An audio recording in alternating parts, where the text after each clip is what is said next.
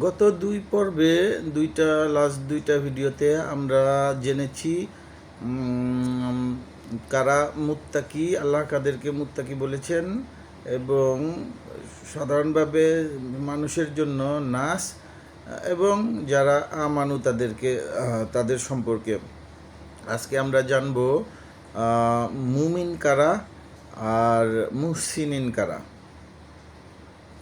আচ্ছা, তা লাস্ট ভিডিওতে আমরা জানছি যে যারা বিশ্বাসী, আল্লাহ যখন নবীকে কোরআন নাজিল করলেন, নবী যখন আল্লাহর তাওহীদের দাওয়াত দিলেন যে আল্লাহ এক, অন্য কোনো উপাস্য নেই, এবং তিনি একমাত্র উপাস্য, ভূমণ্ডল এবং আম,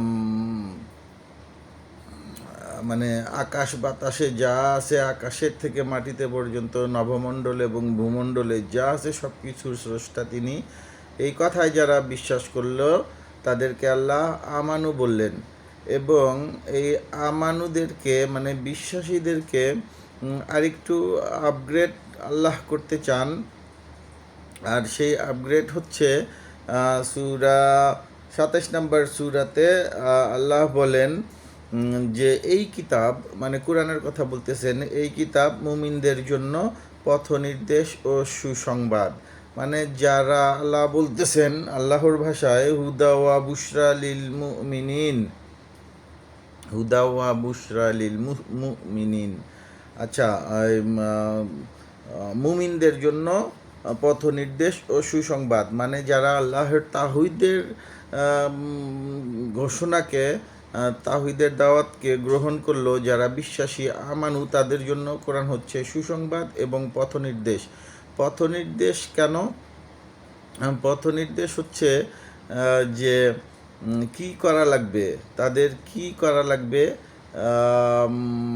জান্নাতে যাইতে হলে, ভালো মানুষ হইতে হলে আসলে আল্লাহ সবাইকে চান মুহসিনিন হতে, সৎকর্মশীল হতে। এই সৎকর্মশীলের পথে যাওয়ার জন্য, সফলতা অর্জনের জন্য যেই পথ নির্দেশটা, এইটাকেই আল্লাহ বললেন যে হুদাওয়া বুশরা লিল মুমিনিন। এই পথ নির্দেশগুলি যারা পালন করবে, আর পথ নির্দেশ হিসেবে আল্লাহ এখানে বললেন যে এরা নামাজ আদায় করবে, সালাত কায়েম করবে, জাকাত আদায় করবে, এবং আখিরাতকে নিশ্চিত বলে মনে করবে। আচ্ছা, তাইলে যারা প্রথম বিশ্বাসী তারা হচ্ছে আমানু। আর যারা আমানু, এই বিশ্বাসের সাথে সাথে যারা সালাত প্রতিষ্ঠা করতেছে, জাকাত আদায় করতেছে, এবং আখিরাতকে নিশ্চিত বলে মনে করতেছে, এদেরকে আল্লাহ মুমিন নামে আখ্যা দিলেন, যে আমানুর থেকে মুমিনে আপগ্রেড হও। এখন মুমিন যারা হয়ে গেলেন, এদের আসল উদ্দেশ্য হচ্ছে আল্লাহ তাদেরকে সৎকর্মশীল বানাতে চান। সৎকর্মশীল হইতে গেলে ইবাদতের দরকার আছে, নামাজ কালাম, সেগুলি মানুষকে পাপ কাজের থেকে দূরে রাখে। আর পরবর্তীতে যে সূরা লুকমানে ৩১ নম্বর সূরায় আল্লাহ কিন্তু বললেন যে এই সব গুণাবলী যারা অর্জন করছে, যারা অলরেডি সালাত আদায় করতেছে, নামাজ কায়েম করতেছে, জাকাত আদায় করতেছে, এবং বিশ্বাসী এবং কিয়ামত দিবসকে বিশ্বাস করে, তাদের জন্য আল্লাহ বললেন যে এই কোরআন হচ্ছে তোমাদের জন্য হুদা ওয়া রাহমাতাল লিল মুহসিনিন। এইটা হচ্ছে এখন তাদের জন্য পথ নির্দেশ, হেদায়েত ও রহমত। কাদের জন্য? সৎকর্মশীলদের জন্য। মুহসিনিন হচ্ছে সৎকর্মশীল। এইটাই আল্লাহর উদ্দেশ্য, মানুষকে সৎকর্মশীল বানানো। এই যে সৎকর্মশীল যারা, তাদের জন্য আল্লাহ বললেন এই কোরআনটা তাদের জন্য হেদায়েত ও রহমত। এখন আগের আমার ভিডিওগুলোতে দেখবেন যে আল্লাহ জান্নাতের জন্য দুইটা শর্ত নির্ধারণ করছেন। এই শর্ত দুইটা হচ্ছে যে ঈমান আনো আর সৎকর্ম করো।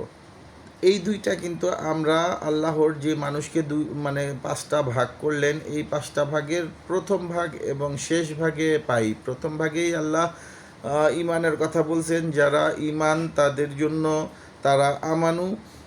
আর সৎকর্মশীল পাই হচ্ছে একদম শেষ ভাগে এসে, যে হুদাওয়া বুশরালিল মুহসিনিন। আমি কি ভুল বললাম? একটু দেখে নেই, কোরআনের কথা ভুল বললে ঝামেলা আছে। হুদাওয়া রহমাতাল্লিল মুহসিনিন, এই যে মুহসিনিন এরাই হচ্ছে সৎকর্মশীল। তাইলে যারা ঈমান আনে আর সৎকর্ম করে তাদের জন্য জান্নাত, এবং আল্লাহের উদ্দেশ্য মানুষকে সৎকর্মশীল বানানো। আর মাঝখানের এই ধাপগুলি হচ্ছে সৎকর্মশীল বানানোর উপায় বা পদ্ধতি, যেই পদ্ধতির মধ্যে আছে যে নামাজ কায়েম করো, জাকাত দান করো, এই আখিরাতকে বিশ্বাস করো, আল্লাহকে বিশ্বাস করো। এইটুক যখন মানুষ করতে পারে তখন আল্লাহ তাদেরকে মুমিন নামে আখ্যা দেন, এবং তারপরে শুরু হয়ে যায় তার সৎকর্মের প্রতি যাত্রা। সৎকর্ম কী জিনিস সেটা আমার আগের ভিডিওগুলিতে দেখলে ক্লিয়ার হবেন। সৎকর্ম তো সৎকর্ম, অসৎকর্ম থেকে বেঁচে থাকাই সৎকর্ম। অসৎকর্ম থেকে বেঁচে থাকা খুব কঠিন বিষয়। এটা শুনতে সোজা লাগে। আপনি পৃথিবীতে এরকম মানুষ কম পাবেন যারা অসৎকর্মের সাথে যুক্ত না।